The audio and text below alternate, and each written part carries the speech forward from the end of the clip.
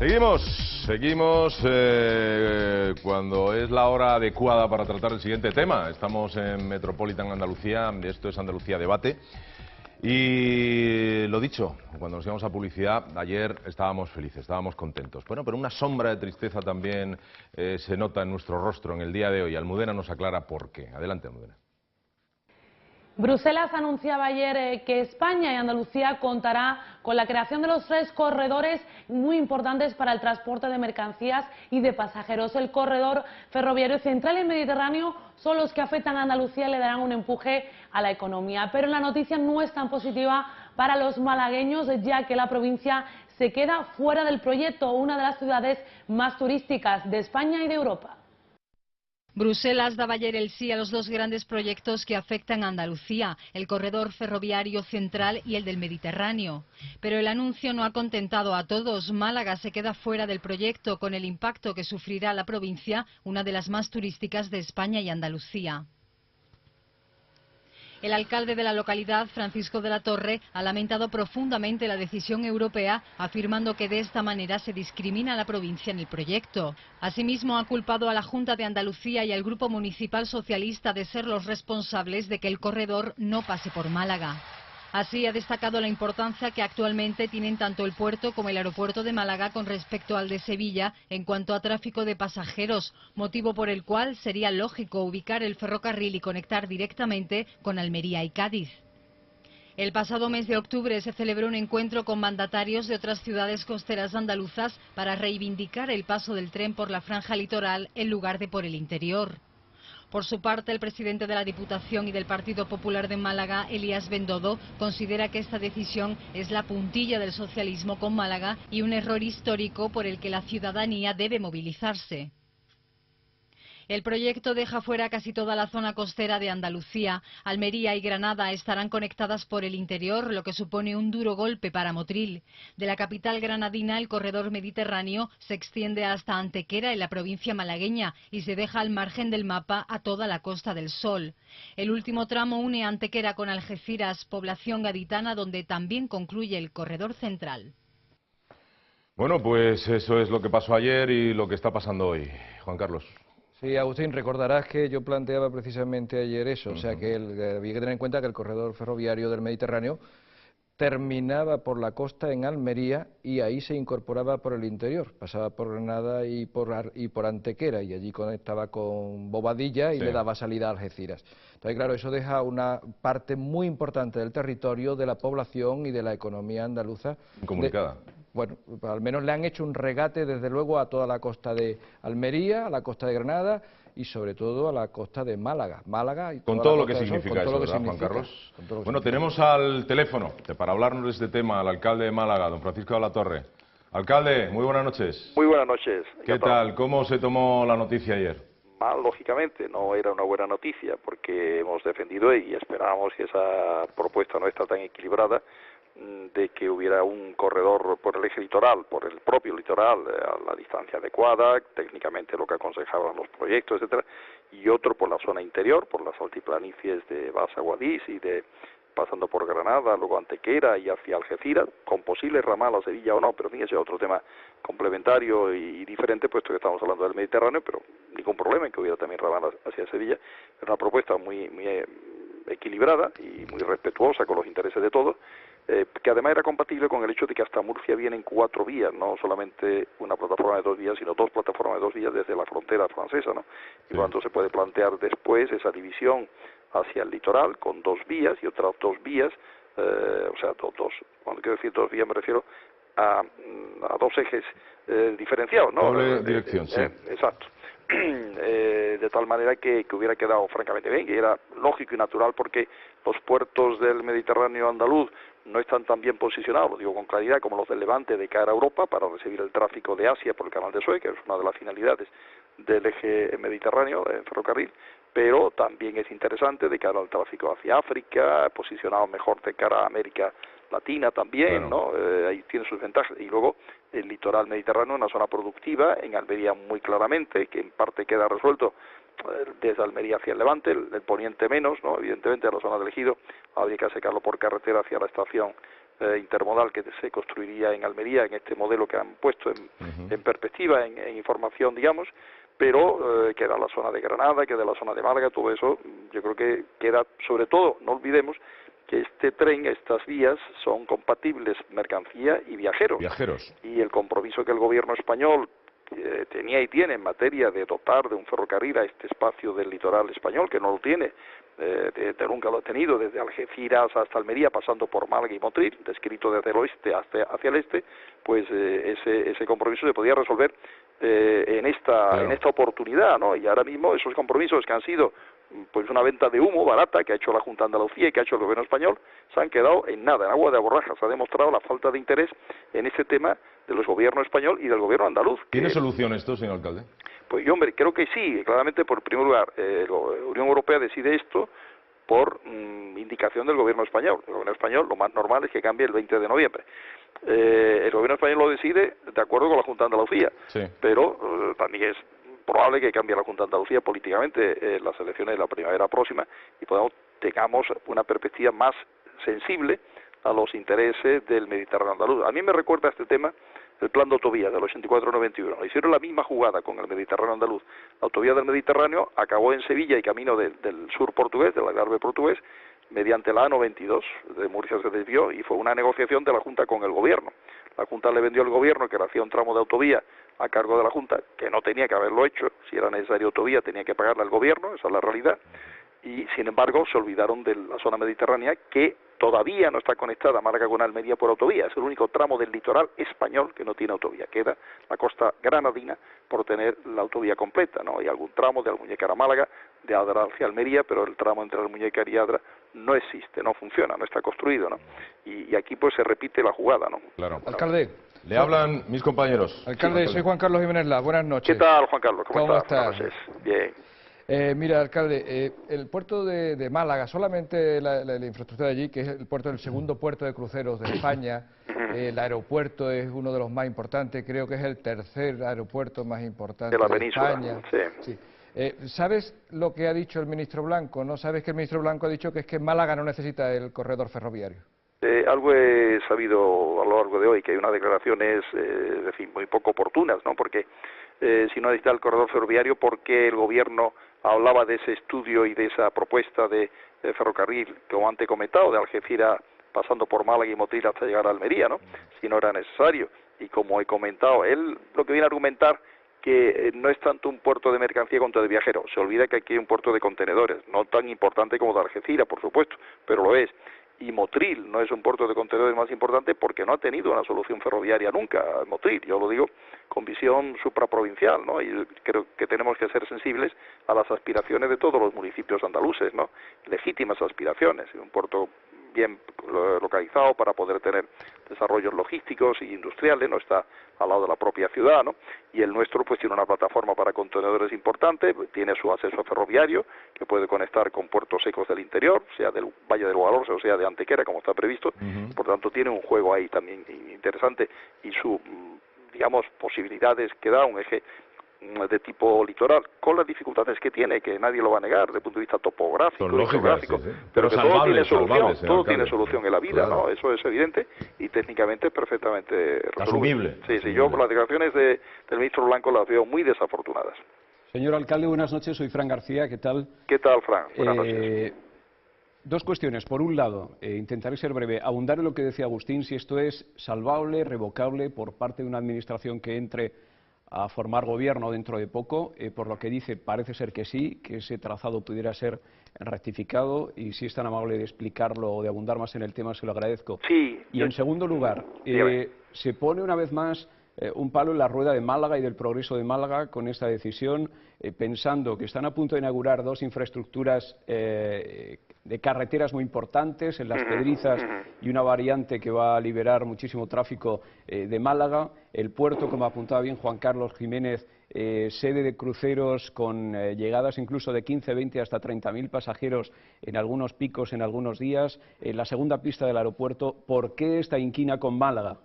Pues no sé contestar a esta segunda pregunta, porque Málaga es una ciudad que colabora en la economía andaluza y española de una manera decidida, la ciudad y la provincia, ¿no? Yo en el tema de las autovías, de la ronda nueva y de la autopista, lo que puedo decir, por cierto, es que su entrada en servicio dentro de pocos días o pocas semanas, paradójicamente se podía haber hecho hace 4 años. Ahí hubo un cambio de criterio en el gobierno primero de Rodríguez Zapatero, el año 2004, que no quiso hacerla vinculada desde el punto de vista de que la realización de la ronda la hiciera el concesionario de la autopista de peaje de Pedrizas a Málaga, y al separarla, al negar la necesidad de la de peaje, porque en el programa electoral del año 2004 el Partido Socialista decía que bastaba con un carril más en la autovía del Guadalmedina, una cosa realmente curiosa que se escriban esas tonterías, perdón, no encuentro otra palabra mejor, porque no puedes ampliar un túnel de 2 carriles a 3 sin que se corte la obra, el tráfico durante muchos meses, por no decir algún año o 2 años, ¿no? Bueno, total, es una historia larga de contar, pero ahí eso, mientras han recompuesto posiciones y tal, se ha retrasado 4 años, ¿no? Y dicho esto, en relación a lo primero, lo que de interés tiene de que sea revocable, yo lo tengo claro, que la única dificultad puede ser que los compromisos presupuestarios de Europa, que por cierto el gobierno español yo creo que ha negociado muy mal, que solo se puede llegar al 20% de subvención europea en proyectos que podían tener, en la información que yo tengo del Fermet, porque Málaga pertenece al consorcio del Fermet y hemos trabajado este tema muy a fondo, que se puede llegar hasta el 80% o 85% inclusive, ¿no?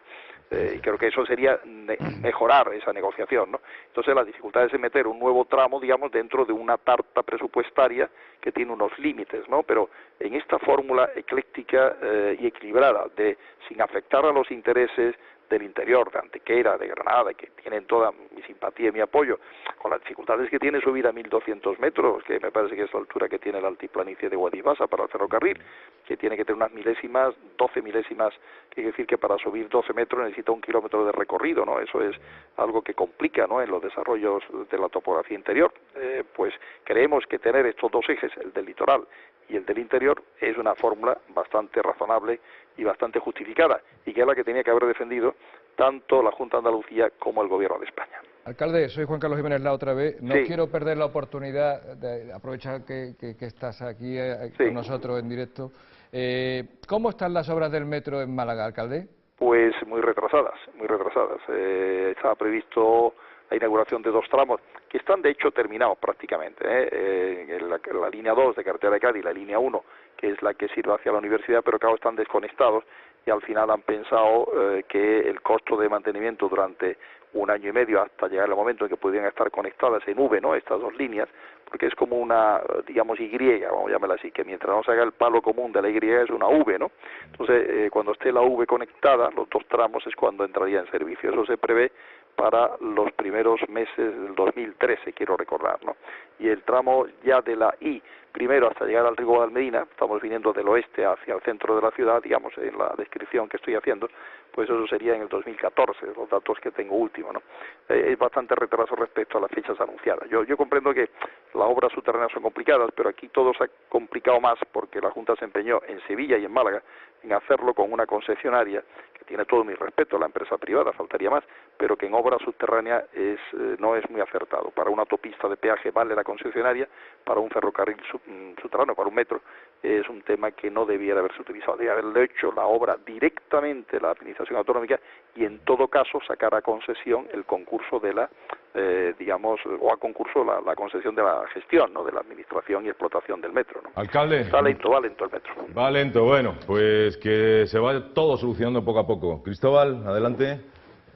Hola, alcalde, buenas noches. ¿Qué tal, Cristóbal? Buenas noches. Soy Cristóbal Cantos de Asaja, Andalucía. ¿Qué tal? Y quería agradecerle su apuesta y su decidido apoyo a esa alternativa del litoral, porque como todo el mundo sabe, en el litoral y especialmente el que ha hecho referencia tanto de Málaga, Granada como de la parte de Almería, sí, es donde se asienta la agricultura, yo diría que más de primor, más vanguardista y desde luego la única agricultura subtropical que existe en Europa. Todos sabemos que estos productos de primor y estos productos subtropicales, lo importante es el acceso rápido a los mercados.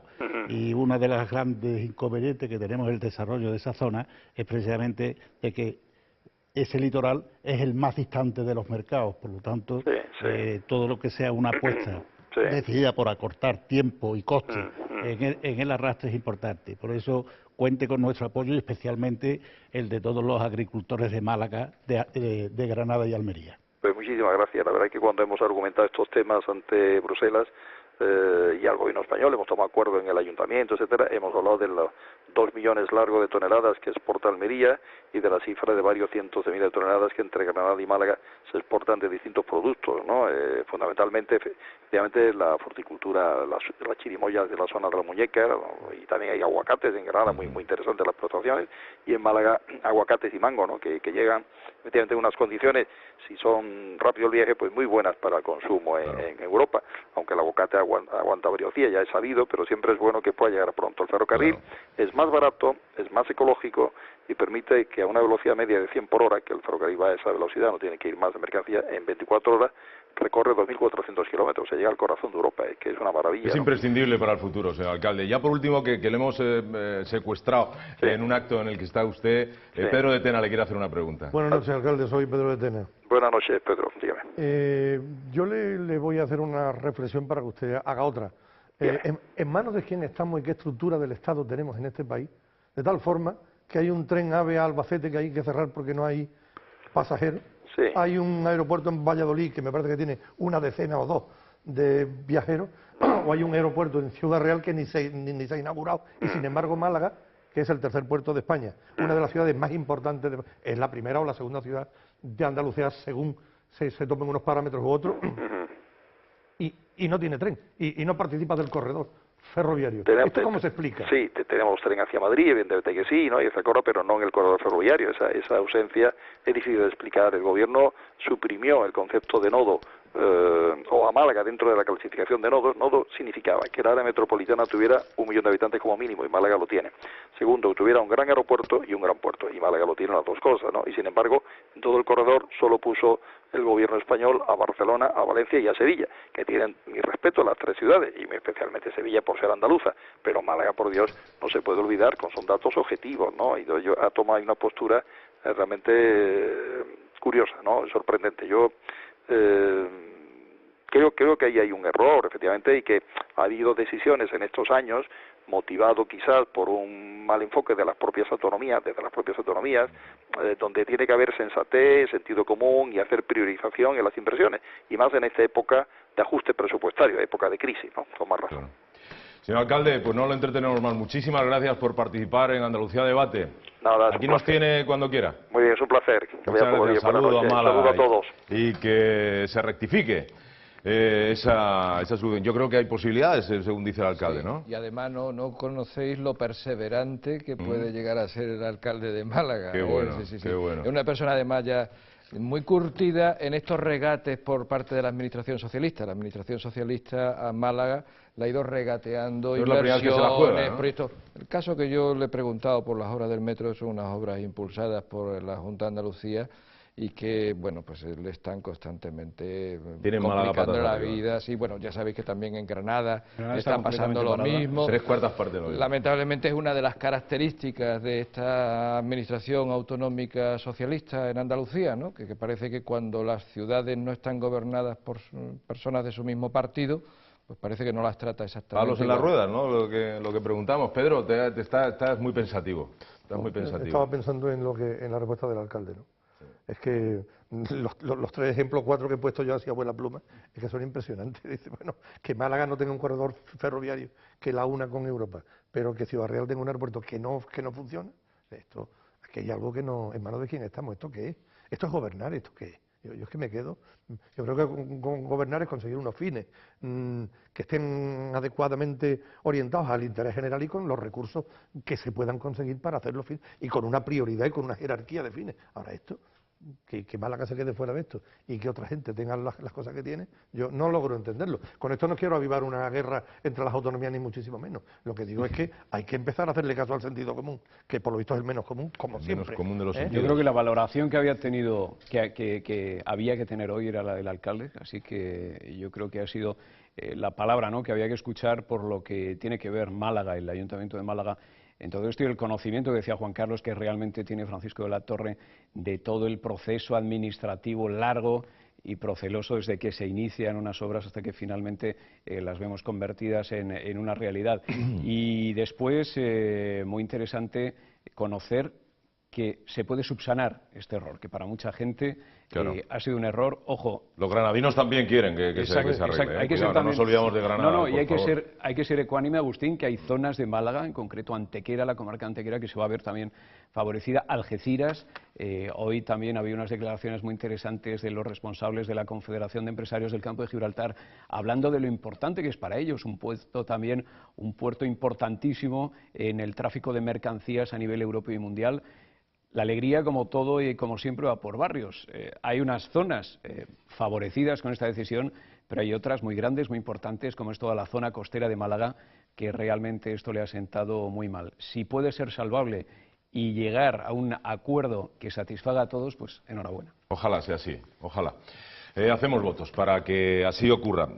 Vamos avanzando, seguimos y vamos a hablar de otro tema. Ayer dábamos un dato, y dábamos unos datos, además estaban escritos y eran oficiales. La Fiscalía, por lo visto, los datos que dábamos ayer, hablábamos de la violencia de género. La Consejería para la Igualdad y Bienestar Social, pues acerca de la violencia de género en Andalucía, la Fiscalía, fijaos, ha apuntado que los datos son otros, son diferentes. Nos lo cuenta Almudena. Ayer dábamos a conocer los datos sobre violencia de género en nuestra comunidad, datos que daba la Junta de Andalucía a través de la consejera para la Igualdad y Bienestar Social, Micaela Navarro. Hoy conocemos que la Fiscalía de Andalucía tumba esos datos y afirma no solo que la violencia de género ha descendido en nuestra comunidad, sino que las órdenes de protección se han incrementado. La Fiscalía tumba los datos dados ayer por la Consejería para la Igualdad y Bienestar Social acerca de violencia de género en Andalucía. La Fiscalía ha apuntado que los datos han bajado más de un 6%, mientras que la Junta sostiene que se incrementaron un 3%. Además, se apunta también a que los procedimientos judiciales disminuyeron en un 12,55%. Tan solo 24 horas antes, la Consejería apuntaba que las órdenes de protección también descendían un 10%, mientras que Fiscalía apuntaba que las órdenes de protección concedidas se incrementaron en más de un 6%. Sobre la contradicción en los datos, la fiscal delegada de Andalucía de Violencia a la Mujer, Flor de Torres, ha afirmado que es necesaria una base de datos única sobre violencia machista en Andalucía, un trabajo que, según afirma, ya se ha encomendado a expertos para dar una respuesta única y poder realizar análisis pormenorizados de este problema. La Fiscalía tumba los datos dados ayer en este programa porque eran oficiales, ¿no, Juan Carlos? Hombre, eran de la Consejería. Vamos, no eran datos nuestros, desde No, luego, para eran de nada. la Consejería. Nosotros no estábamos haciendo reflejo de los datos de la Consejería. Y recordarás que planteábamos además, bueno, yo en algún momento planteaba en concreto la inquietud precisamente porque se pudiera estar dando una falsa imagen de protección a las mujeres maltratadas y hoy me estoy encontrando con que ni los datos cuadran, con que la Fiscalía contradice a la Junta de Andalucía, con que se está reclamando además una base de datos común. Bueno, realmente me preocupa mucho esta situación, o sea, no me parece nada serio en un tema tan serio y tan grave. Pedro. Sí, hombre, yo diría brevísimamente, un error de un punto, 2 puntos, ¿no? Dice, oye, mira, se han equivocado a lo mejor, pero es que estamos hablando de un error de una horquilla de 22 puntos. Uno ha dicho que hay más 6 y la otra ha dicho que hay menos 16. 22 puntos de diferencia, eso es un error. Es que uno dice, lo que se decía ayer es que había más procedimientos judiciales, que habían crecido los procedimientos judiciales y que habían bajado las órdenes de protección. Eso es lo que decía la consejera de la Junta de Andalucía, la político. Y hoy lo que dice la Fiscalía es exactamente lo contrario, pero exactamente lo contrario, o sea, que bajaron los procedimientos judiciales y que han aumentado las órdenes de protección. No entiendo nada. Bueno, aludamos una mala tarde de quien hizo públicas esas cifras, ¿no? Un mal año lo tiene cualquiera. Un mal año lo tiene cualquiera, no llevaba bien el día.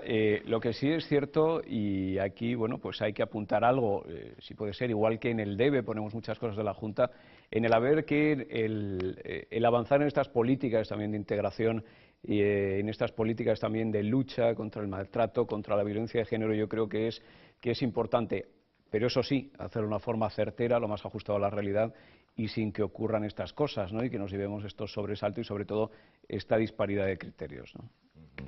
Yo creo que, como bien ha dicho Juan Carlos, esto es una de las lacras más serias que tenemos en la sociedad, que hay que atajar con absoluta seriedad y estos contrastes lo único que produce es desconcierto en los propios ciudadanos.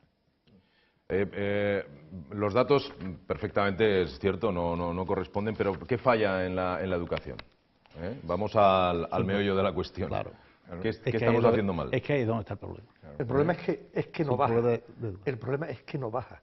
Pero es un problema de educación. Es un problema que tú dices, bueno, yo creo que llevamos 20 años de propaganda, la violencia es mala, la violencia de género, el machismo y tal, pero esto no baja mucho, ¿eh?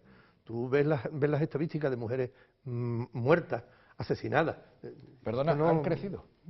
¿Han crecido? Aquí está fallando algo. Algo no se está haciendo bien. Estas políticas no pueden estar ajustadas, porque una política es buena o mala en función de las consecuencias que tiene, en función de los objetivos que ella misma se ha propuesto.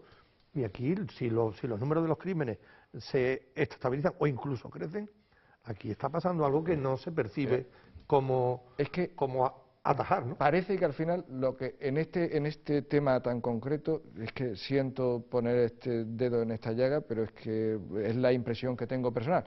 Parece que nos importa más la propaganda, la publicidad y nos importa más las intermediaciones, otra vez, ese intervencionismo del que antes hablábamos de la sociedad civil, más que realmente unos resultados eficaces, unos resultados reales de protección.